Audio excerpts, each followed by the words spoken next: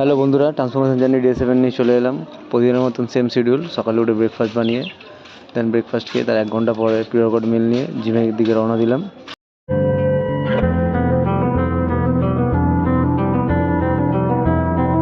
জিমে ঢুকে চেঞ্জ করে আজকে শুরু করেছিলাম ব্যাক ওয়ার্কআউট। ফার্স্ট করেছিলাম পুল আপ, এরপর করি ল্যাট পুল ডাউন, তারপর করেছিলাম টি বার রোয়িং, আর ব্যাকের লাস্ট ওয়ার্কআউট করি বারবেল বেন্ড ওভার রো। তারপর করেছিলাম ট্র্যাপসের জন্য স্ট্রাক্স, আমার ব্যাকের সঙ্গে ট্র্যাপস আছে শিডিউলে। তারপর করি ফোরামসের দুটো ভেরিয়েশন, রিভার্স কাল আর রিস্ট কাল, অ্যান্ড সবার শেষে হাইপার এক্সটেনশন করেছিলাম। সেটা দিয়ে আজকের মতন ওয়ার্কআউট শেষ করি এখানে।